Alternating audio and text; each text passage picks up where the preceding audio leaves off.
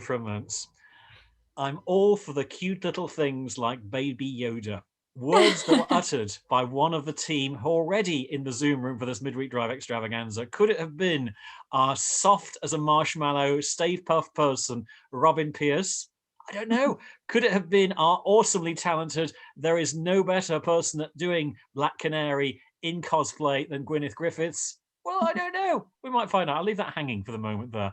It could even be our awesome former curator of the Blackpool Museum of Star Trek and marvelous academic extraordinaire, now, of course, teaching at Anglia Ruskin. It's Paul Powers. How are you, Paul? Great. Hi, guys. How's it going? Excellent. We're well. But listen, Paul, first of all, we have to say congratulations because you have become a father again. Yeah, thank you so much. Yeah, little Annie Powers was born exactly at midnight on the 5th of April. 7 pounds 11 ounces. Yeah. So yeah, it was really cool. We had it here at home, and it was all very relaxed with a couple of midwives and some classical music. It was, wow. Yeah. So presumably the Star Wars theme was in the background then as she was being born. Was it Star Trek? Actually, I had Thor Ragnarok on the TV right in front of where she was born, and I had it paused just at the point where the energy beams coming out to make the rainbow bridge. So I was like, that's perfect, because they're going from one place to the next, and that's where she's coming from one place to the next. You see, that, Robin, is why we knew that Paul Powers is quite clearly one of us. You can tell on that basis. I am actually going to deduct some points from Paul at this point, because he did not name the little girl T'Pau. T'Pau Powers, come on. Yeah, that would have been good. Yeah, it's a thought, but never mind. Paul, welcome back to the Midweek Drive. Good to see you as ever. I'll introduce you to the awesome Gwyneth Griffiths, cosplayer extraordinaire, and indeed fan of the Stay Puft Marshmallow Man, as we can see in the background there. We're literally watching Ghostbusters right now. See? Yeah. Awesome. This is the kind of strategy. This is clearly the kind of strategy that opens up in terms of so many wondrous ways. Paul, we do appreciate you obviously sort of connecting with us. I know when you said that your child was about to be born, etc., I said, well, you can combine both. But, obviously, we congratulate you, congratulate your wife, of course. And, of course, is this number 3 or number 2? No, number 2, two girls. Yeah, I have Penelope and Annie.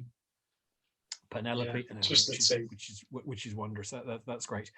So, just to actually you kick this whole thing off, because I want to talk a little about things such as cosplay and other sort of elements as well. But Robin Pierce, lead writer for Starburst magazine, when I actually said that you'd passed on the message, Paul, oh yes, he wrote a very nice and very favourable aspect about the Blackpool Star Trek exhibition thing, he denied all knowledge of it. I suspect this might be because it's a different Starburst writer, but now see each other via the medium of Zoom, etc. Is that the case, Robin, or is it a case of now you can see the awesome Paul Powers in full Zoomer vision or Cybernautis vision, which is what we like to see, Cybernaut? Join the Cybernaut Club. Why not? Emma Peel did, or not. Is this the Paul Powers you remember, or are you going to deny all knowledge? And Gwyneth can act as the arbiter on this one. I don't believe that Paul... we've ever met. No, I don't think we've ever I agree. I haven't covered that kind of the Star Wars experience, because I would have definitely finagled my way there to see it myself. Yeah, and I probably would have let you in for free and given you loads of merchandise as well. He's that kind of guy. Yeah. I'm like a super recognizer, and I'm not familiar with your face. The guy who I saw, they were a Manchester-based magazine, and he said he was from Starburst, and he had like slick black back hair. I think I remember. He was kind of he had a couple of ladies with him. Doesn't sound like Ed Fortune. That name sounds familiar. Yeah, could well be Andrew Pollard. Yeah, I think he was there. Yeah. I think actually it might have been the exact same day when you were there, Alex. No. That rings a bell, yeah. Well, I didn't have slick back hair then, of course. No. I never have. So there we are. And would you not have recognised me, Alex? Probably. But would I have admitted to recognizing you, Robin? I don't know. Sometimes it's difficult to tell. Wow. It's the whole routine. No, of course we would. Funny enough, we were just talking on Resonance Rewind, Paul, about Voyage to the Bottom of the Sea. Now let's just quiz the Gwyneth. Voyage to the Bottom of the Sea. You're far too young to remember the original scenario, but how familiar are you with that particular series? I've heard of it, and I've heard of the original. I think I've seen bits of it, but I've never, unfortunately, watched any of it. Sorry. Robin, of course, big fan until, of course, he saw the episode Sealed Orders, in which case it's almost as though he's kind of started recanting all his previous sort of thoughts on Voyage to the Bottom of the Sea. But what about yourself, Paul? Voyage to the Bottom of the Sea? I'm not familiar with that. No, not at all. I mean, you see, this but is... I'll make a note of it, and I'll add it to the list. My thoughts were, I think, we've had Star Trek the exhibition. Maybe we should have Voyage to the Bottom of the Sea, exhibition. I would go to that. I would go to that. Yeah, it's worthwhile working through that process. Gwyneth, what questions would you like to put to either Robin or indeed Paul? I mean, one of the things I initially sort of thought we could talk about is the fact that this week, the first ever edition of Action Comics, of course, which many people would actually say introduced the contemporary era of the superhero, went for £2.37 million. Now, I would normally have actually said that probably would have been what Paul would have bidded from it, because obviously, being in the world of academia, as you know, Anglia Ruskin, Paul, £2.37 million to an academic, it's chicken feed, really. Nothing. Exactly. Yeah. And then I would have thought maybe it was Robin, but then I realised Robin already probably shelled out £2.2 million pounds for the 1940 edition of Batman #1. And probably having already purchased that particular one, you would have thought, let's not go any further. So we're thinking about valuable pieces of merchandise, etc. But you can ask any other questions that you wish, Gwyneth. It's your co-hosting show. Go for it, my girl. I wasn't prepared for questions. Well, I'm curious to know what people have been watching, like recently. I know not a lot of stuff came out because things haven't been able to film or it's been postponed, but there's been quite a few little movies and TV shows out recently. Just what you've been watching, what have you enjoyed? Yeah. Paul, and do you want to talk about Star Trek Lower Decks again for the fans? Yeah, I can do. I've been watching Lower Decks. Star Trek Lower Decks was really good fun. We're currently doing a rewatch of it right now, and it is rewatchable. You can kind of miss things on the first run through and then pick things up later. It's interesting you say that, Paul, because I said the same time. I mean, Voyage to the Bottom of the Sea, first time I saw Sealed Orders, straight 4 out of 10. Sixth time around, it's gone up to a 6 out of 10. So I'm thinking maybe I haven't managed to get the courage up to watch any more of Star Trek Lower Decks. I've seen the whole series as a one through. Yeah. Haven't managed to get that time around to watching it again, really. I mean, it's a tough call. I mean, but you'd advise to go for it, would you? Yeah, definitely. I mean, you are the sort of perfect Trek fan, aren't you? You know everything about Trek. So like when you watch it through, you'll pick up those little hints, and they're kind of trying to connect the next gen universe and timeline to the show. So it is it's worthy of your time. They do, but every so often I feel whilst they try to do that, they then basically sort of go down a line which can only be described as like overt flatulence. But that's by the by. And I think enough already with the flatulence. It's definitely not highbrow. That's probably why I like it so much. I'm a big kid at heart. So if you've got that inner child, like that excitement over new cartoons, then if you're a Wile E. Coyote kind of fan, then you'll be into it. Yeah, Wile E. Coyote as Mr. Spock, and of course James Kirk portrayed by Beep Beep. It's not gonna go up, No. But then again, maybe it will. Again, I will store up the courage. I mean, fulfilled and actually fueled by my latest piece of merchandise, which I think is the awesome TJ Hooker mug, of course, the William Shatner, nice. James Darren, Heather Locklear scenario. Clearly a very valued piece of merchandise. I feel that, that might actually just be able to tip me into the balance of watching Lower Decks again. But that was nice. Robin, is it going to be Kong versus Godzilla or Godzilla versus Kong? It's so confusing, but then does it really matter? Well, it doesn't really matter, does it, in the long run? Today I had to new T-shirts to add to my collection. One said Team Kong, the other one said Team Godzilla. So I'm straddling the fence. I'm kind of a little bit more Team Kong. So what have I been watching? Well, obviously, Godzilla versus Kong, which I enjoyed. Saw a really reprehensibly bad movie the other night, which I'll be covering on Saturday, called Beneath on Netflix. But my real favored viewing at the moment is I'm doing a complete run through of The Avengers, not The Avengers with Iron Man and Thor, the one with John Steed. That's the one with Cybernauts in, isn't it? Yeah, it is. Yeah. The one with Cybernauts. And when you told me that I was coming on with Cybernaut Paul Powers, I thought, is he one of the guys that was in the Avengers? Am I this lucky? Turns out I may have been luckier. So I've been doing a run through of the Avengers and a first watch of the superhero series Black Lightning, which I'm really enjoying. But I'm about 6 episodes into the first season. I never expected to enjoy it this much. And I watch everything with the expectation that I will enjoy it. I don't watch anything to dislike it.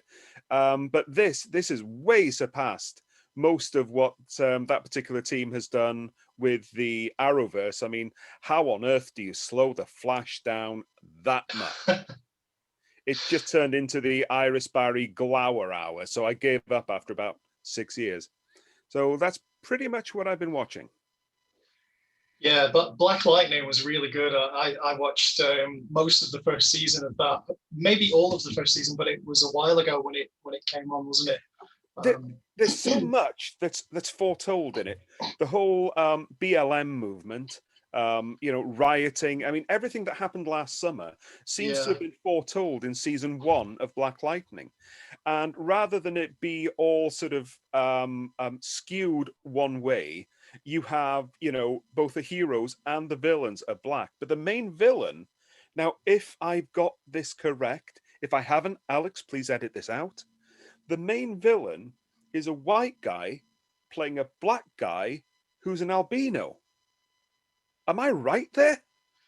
I think that actor is an albino in real life. I think he is African American. Wow. I would sort of echo Paul's thoughts with respect to that. It just shows the magic of the media, and clearly, it just works in all sorts of inclusive ways. Gwyneth, what a response to your question. What have you been watching though? I've been watching. I like The Winter Soldier and Falcon. It's getting a lot of mixed reviews. Oh yeah. We have as well. I like it.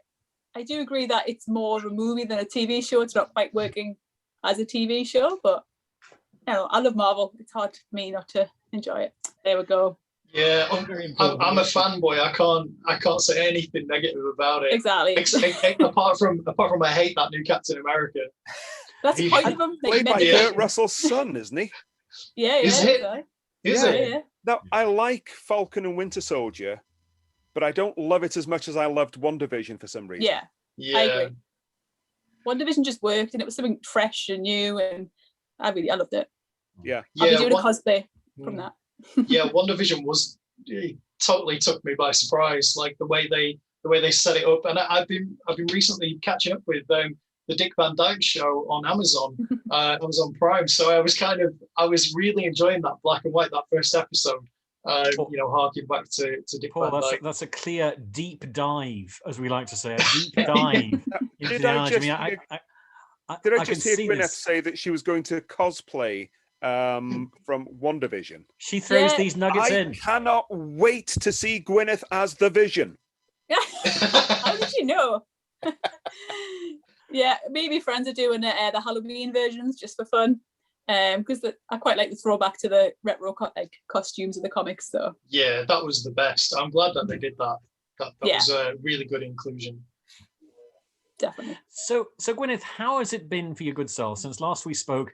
really on the back of the DC Expanded Universe fandom all those months ago when we said, yes, by the time we get to 2021, all of this pandemic will be gone, we'll be into a whole new world and so on. Well, not if you look at your history and the Spanish flu and various other things. People were still going down with influenza 5 years after the flu had actually gone through that. So, we're in for quite some time. And even the polio vaccine wasn't actually efficacious until 30 years after it was finally put into place. But that's by the by. A little bit of uplifting thoughts there. Thanks for that, yeah. Yeah, exactly. How have you found Be More Geek? And do you know what? I think I've actually found in Middlesbrough the actual location of the Be More Geek store on Linthorpe Road. I wasn't expecting to see it, but I saw it. It was closed, obviously, social distancing, but I think I found it. Awesome. Yes, you go in it. Obviously, I've been on furlough for most of the year. Obviously, Christmas was all right. It felt like things were back to normal, and then we got hit with another lockdown. So I've been back at work a couple of weeks just to get things ready. Going back next week. So I'm looking forward to it because I've done nothing. I'm not going to lie. I could have got so much accomplished, but I didn't, unfortunately. I think just being yourself and doing more cosplay material is there. Now, you're based obviously in the heart of the shopping epic that is the Metro Centre in Newcastle. I don't know whether Robin or Paul have ever been up to the heart of Newcastle upon Tyne. Where, lots of Geordies, I believe, are actually there. I believe that I think it's G''ORDs, which are actually the way forward in terms of cosplayers, etc. Other sort of factors within that whole field have sort of fans been saying we need our geekdom back. What's the sort of feeling be in terms of obviously what was a great store and a great sort of element to pursue? Yeah, people loved it. I mean, I know it's not essential for most people, but some people they need it in their lives to the geekdom and buying comics and figures. You can do it online, but it's not the same. Like some people like to come in and chat and have a browse. So people are definitely missing us. Yeah. Have a browse. Wonder if we'll ever get back to that again. Who knows? Only if you got a passport, because let's face it, you want to go clothes shopping, you have a passport. Otherwise, send you to jail. It's a way forward. Totalitarian state, here we come. Paul, only kidding. Only rolling those things out there. You're really bringing us up today, aren't you? I don't know. Maybe it's the way I am, really. Paul, have you got any questions you want to put to either Robin from the point of view of his film criticisms, or indeed Gwyneth from the point of view of her cosplay? And indeed, have you cosplayed yourself, Paul? Because if memory serves, I'm sure there were cosplayers in the Star Trek exhibition, and who knows, maybe even now in your role as an academic at the university or Anglia-Ruskin University, etc., you might also be tempted to every so often deliver a lecture, I don't know, as Catherine Janeway. Well, no, not Catherine Janeway, but not last Halloween, but the one before. I got an inflatable T-Rex costume that you get inside it and it looks like you've got these fake legs. And I did a whole day's worth of teaching, as a dinosaur rider.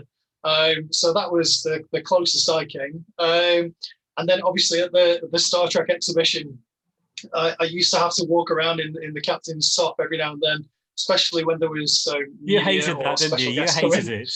Yes, maybe. I'm not sure. I've got mixed feelings about it. I think I probably would have made a better Picard, running underneath here, rather than Kirk. Those of us who are follically challenged appreciate exactly what Avery Brooks did, and of course Roberto Picardo, or Robert Picardo as the holographic Doctor, or indeed Jean-Luc Picard. Got to ask, which captain? Was it Kirk? Was it Picard? Was it indeed Sisko? Or was it indeed Jeffrey Archer? Or rather Jonathan Archer? Let's not get the two confused. For me, Picard is my best, my favourite. Yeah, definitely. And I mean, I'm not sure, Gwyneth, how much of a Trek follower you actually are. I know we've talked about a whole range of other elements within that. Just a little bit. Teeny bit. A little bit. I'm not I wouldn't say I was a fan, but I do like it. I like the original ones, and I haven't watched much. I haven't watched the latest one. So Lower Decks is something which you'll think maybe not. We'll just have to wait and see. I will get around to it. I will. But Robin, I started watching Next Generation recently, but I haven't finished them yet. I've already watched them, but I wanted to watch them again because that's my favourite. One little letter coming basically after P in the alphabet, which has really got squeals of excitement from Robin Pierce in a trailer for the latest 2022 Picard. Isn't that correct, Robin? Or is it just a John Delancey moment? That is indeed correct. I don't know if you've seen the trailer for, well, it's a teaser actually for the next season of Picard.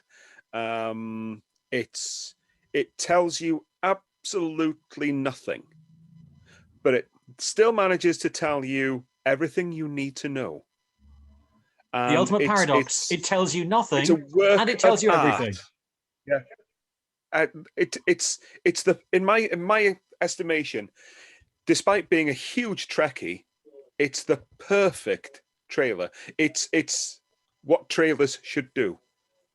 Yeah, that's good. I think a lot of trailers they give too much away.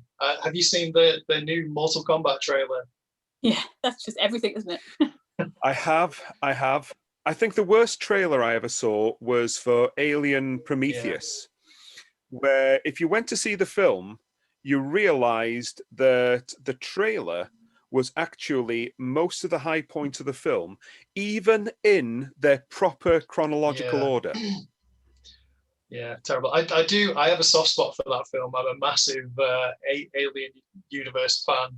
Me too. Yeah, so I'm like it gets a lot of heat, this Prometheus, and so does Covenant as well. But apart from the face-to-face flute scene, I think Covenant was pretty good. I want to see the follow-up. Yeah.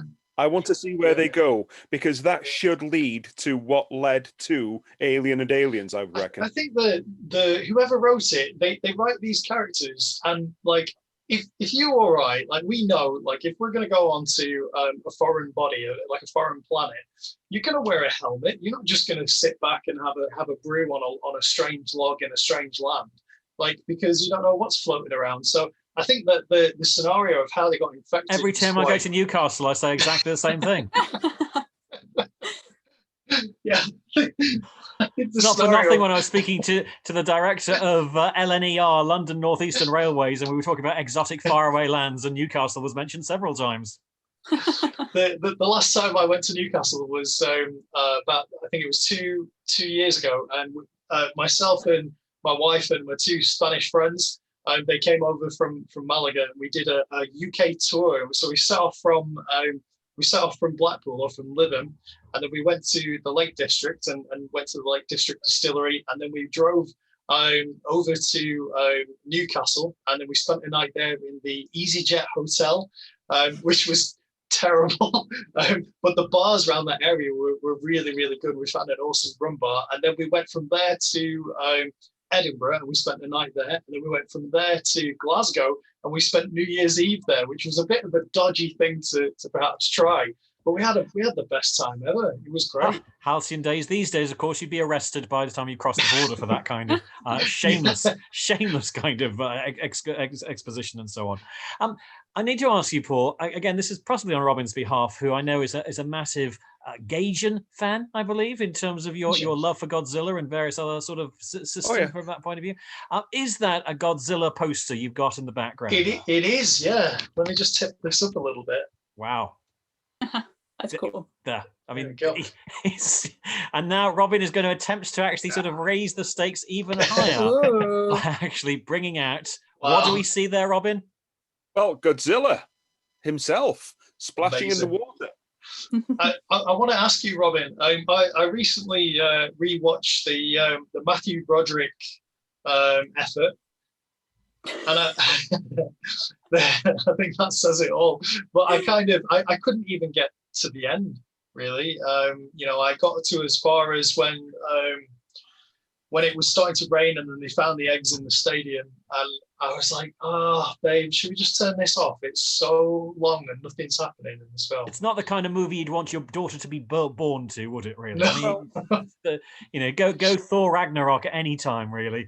Not the Matthew Broderick incarnation of Godzilla. My estimation of that film is it's a really good, adequate monster movie. It is in no way a Godzilla movie, no way, shape, or form. Interestingly enough, in the last of the main series that Toho Productions did for Godzilla, called Final Wars. Godzilla in that film, it was epic, and he came up against every other monster he'd ever fought in over 30 years of films. And one of them, I mean, Toho had got the rights to use the Matthew Broderick version of Godzilla by then. They called him just Zilla, and he was in basically a cameo scene where he wanders up to the real Godzilla and is destroyed with one punch. And that is what the Japanese thought of the Matthew Broderick Godzilla. Yeah. I think the best sort of couple of films or film of Godzilla that I saw recently, I think it was called Shin Godzilla. Yes, that came after the Final Wars. And I enjoyed that because it was no longer a man in a costume, but they actually went to great pains to make the CGI look like a man in a costume, which just sold me immediately on it. Yeah, I didn't really know. In the beginning of that film, when you see this creature, this like worm-like thing coming up the port. When that was happening, I was like, what's going on? Is that the threat or is that Godzilla? And then all of a sudden, like, spoilers, like it becomes Godzilla after a while. Like, well, for a while, I was convinced it was like a sort of like a Cocoon stage of Mothra. Yeah, definitely. Of course, when you mentioned Cocoon, there was a movie with Steve Guttenberg, classic. Yeah, still, yeah. And Cocoon the Return, which had Monica from Friends in it. Precisely, exactly. Yeah. What's not to appreciate in such greats there? Gwyneth, as I get older, I want to go up in that ship. Yeah. Gwyneth, I think the penultimate external report that we actually did, location report, was indeed at Be More Geek in Newcastle. I'm thinking maybe, obviously equipped with my mask and assuming I survived my vaccine, which is due in about 36 hours from now, number one at least, I might actually sort of make that journey up to the strange land of Newcastle and do something on. We might do that. We should actually bring Robin along as well, although he has to come from a foreign country where they've just started to open up hairdressers this week. So, Wales, different line. Hey, I got mine cut before you. Yes. Yeah. Prelli or Prelli. I'm not going to go there. Anyway, that's a whole new world. Paul, let's move back to Cybernauts. Would you like to explain why you have said Paul Powers would like you to like Cybernauts and the Cybernauts routine? And of course, how it's thanks to your good self with respect to the magical digits of the binary age that you also uploaded, and indeed might like to upload this one as well. We don't know. Yeah, that'd be great. A midweek drive once I've actually secured obviously the clearance for everybody, because I mean Gwyneth, I know when it comes to image rights appearing on YouTube, Lord knows it's a nightmare. I mean, the first time around at the Doncaster Comic Con, she had a whole stream of lawyers we had to actually sort of contact just to actually do the audio piece with it. It was amazing. But would you like to explain how this is operating, how the Cybernauts, not connected with the Avengers Cybernauts, but something which Gwyneth and Robin and indeed random viewers might like to connect with, as well as random listeners? Yeah, thanks, Alex. So Cybernauts, or the Cybernaut Club, is a growing online community and trying to not be a competitor to Robin, but trying to become like a technology news outlet or like an interesting place that people would visit to go and get the latest information online, and we have a presence on all of the social medias. So the most modern ones, we have like a Discord server that you can interact with the people who run all of the social media accounts, and you can keep a track on our projects. So basically, it's myself, and I kind of came up with the concept in order to help my level 3 students at Anglia Ruskin to help them to work on their Unit 8 business applications of social media module. So they needed to interact with a company and have a real sort of project going on. But obviously right now things are a little bit tricky. And so I had access to this web domain and a little bit of time. So I put this sort of company together, this fictionalized company called the Cybernaut Club, and I built the website around it, and then I built all of the social media presence, and then I handed it all over to my students for them to manage. So I put them 25 students into small teams of twos and threes, a couple of teams of four. And so we have one team looking after the YouTube, one team doing regular Twitch streams. I do the Twitter. We have two teams on Facebook, one team on Instagram, and they scour the internet looking for science fiction or science fact-based news and topics. And every week we have a new theme. So we've done war, space, sci-fi, AI. This week we're doing toys, so technology-based toys, or how children interact with what music to play to women giving birth, or indeed what monster movies or what Marvel movies are the best exactly to a home birth. Yeah, well, we also have a Cybernaut Club playlist that I've put together on Spotify, so there's a link to that on there as well. So if you wanted to join us on a Twitch, Thursday, Friday, Saturday, you can play with the students. They do Minecraft. Yeah, that could be actionable, Paul. I just want to say that I'm wearing my hat here. No, yeah. I do not play with the students. They are human beings. You can't go down that route. We do we do Minecraft, Among Us, and Call of Duty on different days that are scheduled on Twitch. So people are able to interact with the we call them the Cybernaut Club 3 Amigos, and they're our regular hosts on that sort of platform. And then I hop in, and then we bring in other people as well, and you can compete against us, and then we upload it to Twitch and download it and upload it to YouTube. It sounds as though you need never leave Wales ever again, Robin. I'm just putting that out to you. It's all going to come to me. I will definitely be checking this out. That's great. My interest. Yeah, it would be awesome to have somebody experienced like you. You do Starburst magazine, to have a conversation with you or get some tips from you on the best way to sort of go about this, Robin, because it's something that I'd like to continue doing with different generations of students to build something like the way Alex, and his colleagues have done with Siren FM. It's handing the mantle on. Sometimes we just need to actually say new ships, new ideas, come, new times. For what you've just told me, I have 2 words and 2 words only for you. Done deal. Okay, well, brilliant. Thank you. And then, of course, there's always cosplay with Gen T. Yeah, exactly. Gwyneth Griffiths. So, Gwyneth, have you been to For the Love of Sci-Fi in Manchester a couple of years ago? Did you go to that one? Which one? I didn't go to that one. Was that the one that was a bit? They had a giant inflatable Stay Puft Marshmallow Man. You could see it from miles away. I have seen that before though at another event. Right. I'm part of the UK Ghostbusters, so I know. Oh, cool! Some people, cool. Yeah.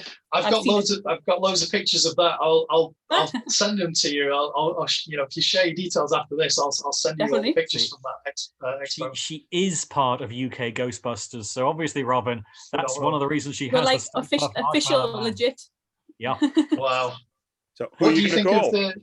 Oh, sorry, Robin. Who are you going to call? Who are you going to call? Yeah. Gwyneth Griffiths. What do you think of the new movie that's coming out with Paul Rudd? Are you excited for that? I am. Obviously, the trailer, which people don't know if it's part of the movie or if it's just like was made as kind of more of a, because it looks very different to what we've seen already from the movie. But either way, I'm excited. I'm a huge fan, and I know that from the sounds of it, they've done a good job, and it's going to be quite a nice throwback to the old one as well. And what did you think of the last one? I really enjoyed it. I know a lot of people didn't.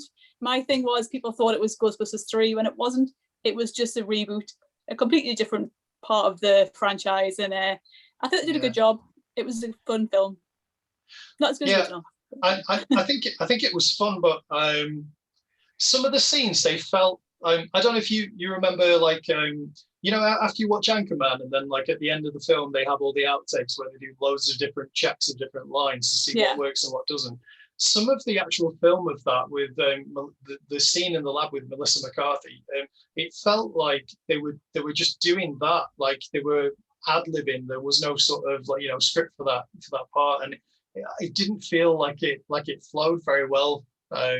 Just they did say there was a lot of ad-lib, which is obviously sure. So, sometimes it pays off, but I I didn't like that, but I like the film as a whole. Like, yeah. It had its flaws, but it was fun. I cosplay Erin Gilbert because I like her. Yeah.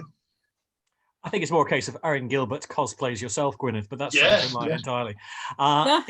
It has been an awesome scenario once again. We will be talking again, as mentioned, with the Chief Executive Officer for GLER. Is that right? Yes, great. No, LNER. Those four-letter acronyms. It used to be GNER, now it's LNER. It's very. Anyway, he looks after railways and staycations. He's coming up after this. But Robin, you're in the role of senior co-host, senior co-presenter. Wow. You've reached head boy status. I know it's a shocker, but there you go. Would you like to put those last two questions to our fellow geeks today? No shameless plug, of course, for Be More Geek and Gwyneth, etc., and indeed Cybernauts, Gwyneth and Paul. It's over to you, Robin, for those last two questions. Have you had a reasonably interesting Zoomer with us tonight? As always, yes. Yeah, definitely. It's great to meet new people, especially, we've been locked down for ages now, and this is like almost a dream come true for me to meet people with similar interests like this, who are passionate about the same things that I am. I kind of feel comfortable and at home here, rather than if I go to work and talk about this stuff, people are like, what's that geek doing over there? What's he talking about? But here, that's just the Vice Chancellor, Robin, and Paul. That's the key thing. Yeah. And will you be happy to join us again for more of this madness? Yeah, definitely. Absolutely. Definitely. Always fun. Anytime. There we are. I think we've also got a couple of successful audition passes for Resonance Rewind as well, which is always good from that point of view. So we'll work our way through that. Gwyneth Griffiths, Paul Powers, and Robin Pierce, huge thanks. I suppose technically, Paul, again, I've split this open, but if you do want to actually have the video for this, which if Robin's happy and Gwyneth's happy, we can work through that. They'll let me know who they are. We should really give a farewell wave really to the camera, because you want some visuals. Yeah, right? Definitely. And if you guys would like to promote, your own things as well, because I'll write this up as well as a blog post like I did last time. And having a new child in the family as well. Are there no limits to what Paul can actually bring? He's got those powers. Sorry, I couldn't resist. I should have worn my Powers t-shirt. I'll wear that next time. I have Flash, Flash, but it says Powers like across here. So I'll make sure I have that on next time for you. It's a whole new world. Shall we wave farewell then? Yeah. Thanks. Bye. Great to see you. Bye. Bye.